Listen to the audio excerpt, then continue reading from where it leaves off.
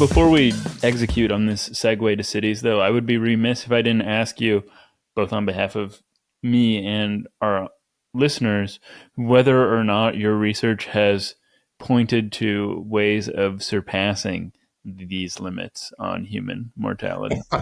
That's human longevity. Yes. Well, that's what this workshop is a little bit about. Well, our natural lifespan, if we were like, in the biosphere, it's not that people didn't live to 60 or 70 or even 100 as hunter-gatherers, but few and far between, relatively speaking. But I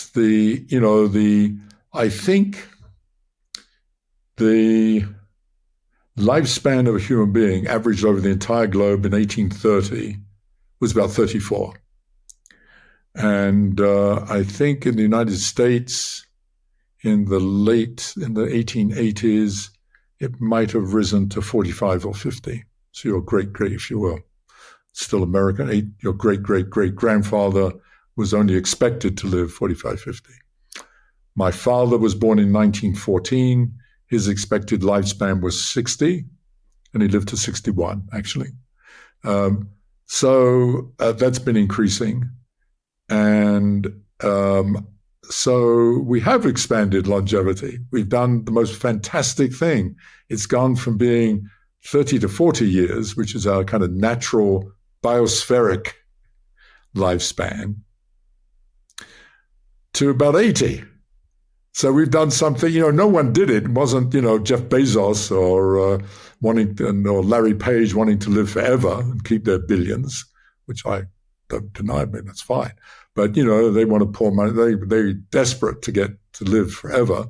But we've already doubled it. We doubled it extraordinarily. And but a large part of that being cities. That is what cities have done, despite the image of cities being, filthy and dirty and full of disease. They've also supplied something that we didn't have ever, and that is clean water for everybody. Sewer systems. That had the biggest effect.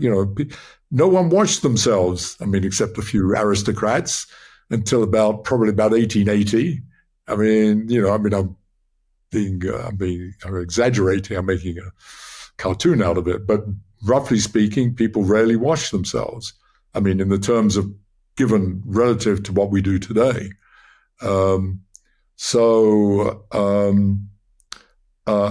had a huge effect. And then, of course, obviously, all the amenities of a city, and then followed by all the advances in medicine, which have added a great deal. And probably the biggest advances have been, the combination of superb surgery and and antibiotics of various kinds.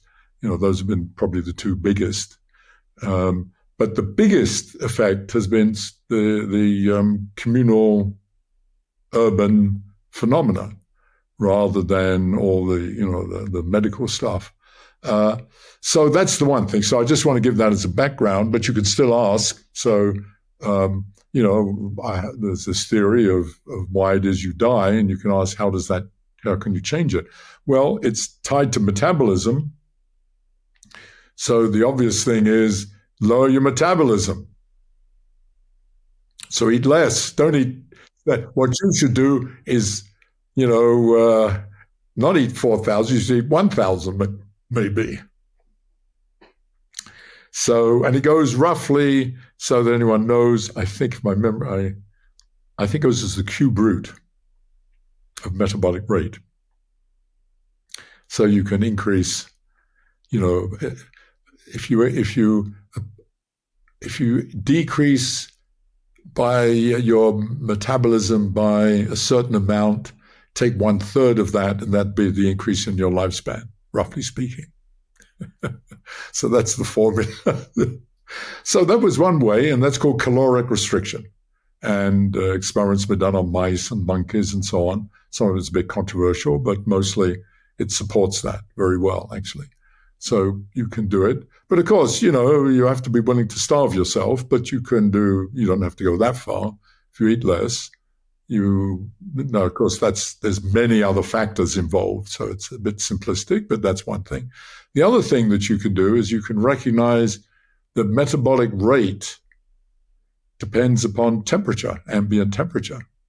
We're unique, basically, we and the birds, basically, we're unique that it's one of our great strengths is that we're homeostatic. We don't, the temperature may go to freezing outside, but you don't freeze. But, you don't slow down. But everything else out there slows down. Everything. And we and the birds keep going. We have this mechanism, this thermostat in us. But everything out there changes. And one of the things that most people don't realize is that that's an enormous effect. That's exponential. That's an exponential effect, which means in English, roughly speaking, a small change in temperature has a huge effect. That's why, if you want to explain to your mother why 1.5 degrees or 2 degrees change in the ambient temperature, which seems like something diddly, should have such a profound effect on the environment because it's exponential. It's an exponential effect and everything changes. Growth rates change by sort of 1 degree changes, I forget the numbers, maybe by 15, 20%, which is enormous. So one thing you can do if you are an organism is you always try to stay cold, but warm enough that your metabolism is active enough that you can still go around and get food. So you find, and that's mostly what they do, actually. Now, we can't do that very easily. We're stuck. But maybe you could imagine, and I know they have done experiments on mice. There are drugs you can give to lower the body temperature, and they live longer, is the claim. And that agrees with the theory. No doubt you could develop those for human beings, and you could lower your body temperature, sort of 98.5, maybe to 95, and so on. That's great. If your idea is to live longer, maybe that will, but God only knows what all the other health consequences will be. And so it is with all of these things. Now, the thing that you realize, that's the last thing I'm going to say about changing longevity, there is a balance in you. You wear and tear, as I said, but of course, what I didn't say is you also repair yourself. You'll continue to repairing yourself. And you know that trivially, if you cut yourself, you repair, but you're continually repairing yourself. But it takes a lot of energy to repair. It takes a lot of energy to repair. So that we have evolved so that we allocate sufficient metabolic energy so that we live till about age 35 to 40, which is no accident because by then you've produced 10 to 15 offspring and then you die, which is what we sort of on the average, so to speak, used to do. So I don't know how old you are, but I'm twice that. So I've totally gone way out. And, and most of us have. And that's what all this other stuff I've talked about, the social stuff, has done. So the other way of doing it is to, of course, allocate more energy to repair. And that's what all this thing about shortening of telomeres and all the rest you might have read about is you can intervene by either biochemically, genetically modifying so that you increase energy devoted to repair, and that will increase lifespan.